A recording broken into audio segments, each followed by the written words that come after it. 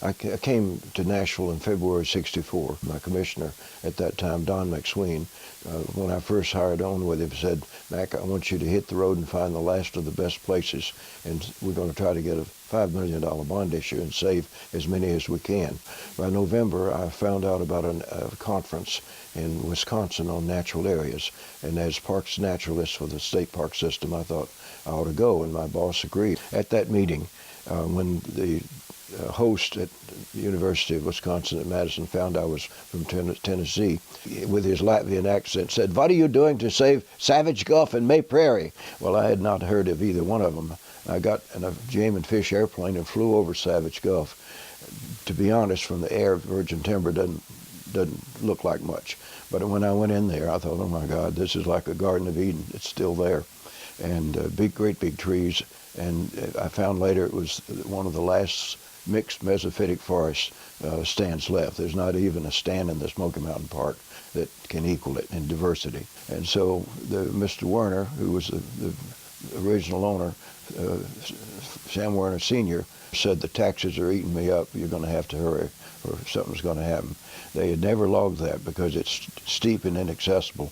And they were going to lay Dinky Line Railroad in there and haul the big trees out with a cable. After I went through Savage Gulf, I decided we couldn't wait. And so we got started with a small band from McMinnville. I went over and talked to, I think, a Rotary Club.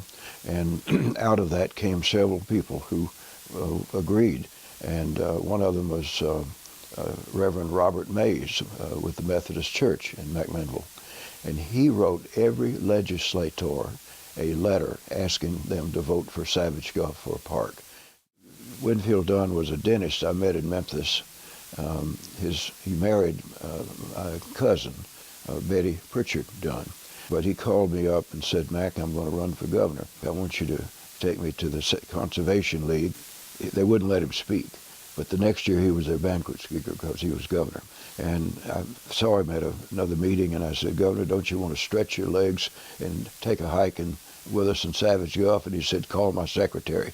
So I did, and he flew up there and got on a horse, and we rode 15 miles up approximately across the Gulf and hiked down through the virgin timber and then jeeped out to some other highlights. So it was a very productive day, and we were delighted afterwards that the governor said, "Let's do it." That's the same thing he'd said about Radnor Lake, "Let's do it." And the governor went before the General Assembly after we had written two volumes, one pictorial and one narrative, about these places and the state of the parks and how much money it would take to bring them on board. The governor went to the legislature and said, "You know, tourists are easier to pick than a bale of cotton, and they're worth more." And so that bill went through, as you can imagine, almost unanimously. We got the initial $5 million appropriation, and we bought stone door for $50 an acre from the Huber Corporation. So the bill went through, as I mentioned, with the support of the Savage League and others, and we bought the original 5,000 acres of virgin timber from Mr. Werner. He still had more land, and his son said, "Someday I hope you can get the rest of it." And finally, after many years, Fiery Gizzard was acquired to the south of Savage. Gruta Falls was left out of the original purchase because they didn't know it was there. And one of the strip mine inspectors took me there, and I thought, my gosh, this has got to be added. This is the most beautiful of the waterfalls, of the many waterfalls we have there. We had rocked along for several years trying to get more land, but the parks needed money for a lot of things, and they were getting a very small appropriation usually. And there was another fellow that came along a little later named Dr. Bigby, a local physician, and he became, for about 20 years, the sort of head of the Savage Gulf Preservation League. So the Savage Gulf League put their money where their mouth was, and they voted the money for it. I was aided and abetted in my efforts by Dr. Elsie Quarterman. Elsie had written a 5-pound, 700-page report on the outstanding places left in the interior low plateau, mainly the Highland Rim, and as far as the Cumberlands and as far as the Ohio River. A very comprehensive report. That got the attention of the Nature Conservancy. And Elsie led the Nature Conservancy's board of directors for many years to conserve a number of other natural area sites, Cedar Glades as well as Savage Gulf. And in fact, the Conservancy then helped us to buy the land under Stone Door. We also got a grant from the Birch Foundation. Lucius Birch was a pioneer naturalist with Herman Baggenstoss. I have a picture of those two hiking in there. And after his death, his estate was set up to aid and abet such. After a while, the Friends of South Cumberland was organized. They organized a fundraising campaign. You need somebody with deep pockets, so they got Marvin Runyon. And Marvin had been head of Nissan, Postmaster General, TVA director, and he knew a lot of well-connected people, and they raised $600,000, and that helped to buy more land. And today, Savage Gulf has been expanded from the original 5,000 acres to more than 15,000 acres, and it's still being land still being added, and it's a wonderful thing that the people will come up there and help us to save more of this beautiful mountain territory. We acquired Stone Door in the mid-'60s, and Savage Gulf by 74 or 75, and then we added Greeter Falls, and then Herman Baggenstoss had the wisdom to go to some of his friends in the legislature, and they set up a South Cumberland recreation area category. And with that, then Dr. Cheston at forestry school at the University of the South talked to his friend Harry Lee Carter. Harry Lee Carter donated 150 acres of Buggy Top Cave. And the chancellor at Sewanee, the University of the South, gave us the Sewanee Natural Bridge. So those were 2 stars in the South Cumberland Crown that we got just for the asking. Land Trust at the Jump-Off community acquired 1,100 acres to be forever wild. This beautiful tract we call a cougar corridor that runs from Lost Cove over to Franklin Forest. I've been keeping a log over the last 40, 50 years of mountain lion sightings in Tennessee and around, and there have been too many of them sighted over the years for them not to be there. The Nature Conservancy and the Land Trust for Tennessee, they've now put that corridor together. That's one of the most recent acquisitions. So it's just really exciting to see the wildlife has to have some connecting corridors. After we acquired the big woods of Sam Werner, he passed away, and his son, Sam Jr., or Bud, said, "Mack, we really want to save the gizzard." And Herman Baggenstoss had passed the hat in the 30s and collected enough, I think $200 to buy Grundy Forest. And that's how that little forest came to be. Herman said that he used a Forest Service pocket manual to lay out the first 2 miles of that trail that runs through Grundy Forest. And it's built to CCC standards, and the trail has only grown more lovely with the passing years.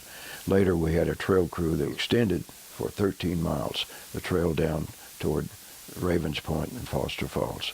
That Ravens Point extension is one of the grand wilderness views. The Friends of South Cumberland, Woody McLaughlin, and Rex Bonner from the Conservation Fund out of Atlanta were the 2 that I remember that worked the hardest. They had to be environmental diplomats because getting land from and putting together contiguous land is difficult. But they had the support of Bud Werner and his cousin, and he finally agreed to sell and give us a right-of-way down the Fiery Gizzard and to protect some of that. They also have a little locomotive and 7 miles of track that Bud and Big Sam saved from the early logging days. They wanted to put together a scenic railroad, which I think would be actually something nice to do. Access to these places is important for people to see.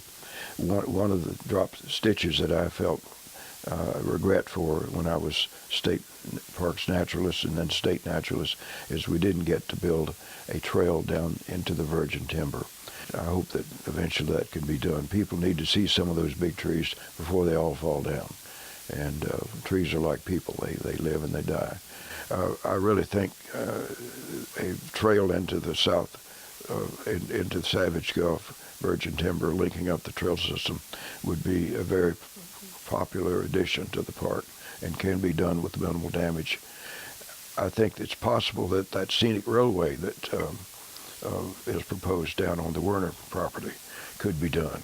People love railways and scenic rides. If it could be done where it would come around and provide some views without damaging the landscape, it could be an asset. We will find what we think was enough land was not enough land in years to come. And so we need to keep trying to round out some of the rugged boundary lines and exceptions that we have, particularly, as I said, at Greta Falls. That's a highly vulnerable area. Now, originally, the stone door was 200 acres out there, 250, was purchased to be an environmental education area. There were to be 3 of these established in the 3 grand divisions, believing that schools would come from nearby communities and support that. Unfortunately, Grundy County schools at that time were not able and were not aware of the possibilities, and so it never worked out. So finally, the environmental education thing was dropped off. But to be honest, Grundy County is one of the most beautiful places in the world, and it is a good place for an environmental education center. And if there was a building up there big enough, I'd give them my collection of books to make one of the finest natural and cultural centers, and we could make something up there that would be of great value and attractive to a lot of people. And I think that's maybe something that the Friends of South Cumberland should consider as a possibility of expanding the environmental education and staffing that up. The economic impact of a park can be considerable.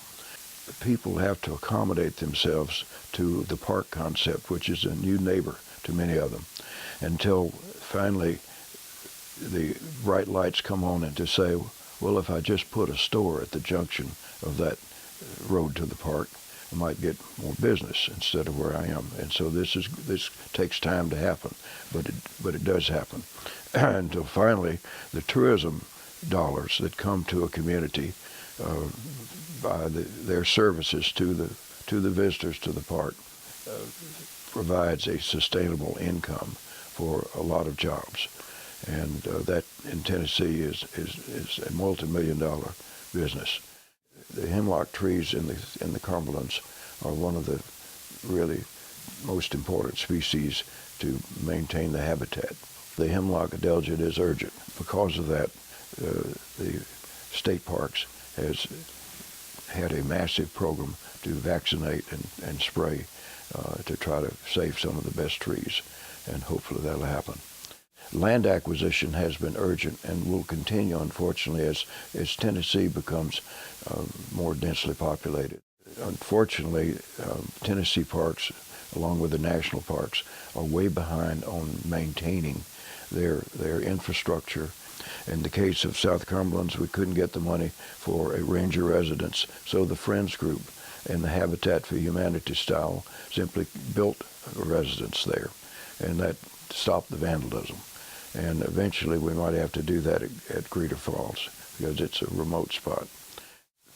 Buying parkland is only, and setting it aside is only half the job. Even managing it in a proper way. If you don't have an interpretation of the features there, people will just stomp right over a rare orchid and never even notice it. What people don't understand, they can't protect. We have to have a good interpretive ranger staff that brings people to the parks and brings the parks to the people and then opens their eyes and their ears and their hearts so that we can hear the sound of mountain water and appreciate the serenity and stillness in these places. Inherently, this leads people to a more spiritual understanding of what God's creation is all about, just to put it in plain terms. And I think once people see that connection, then they realize that these parks that we've set aside are really just little gardens of Eden. And fortunate is the community or the county or the state or the nation that sets these places aside and saves an original piece of creation.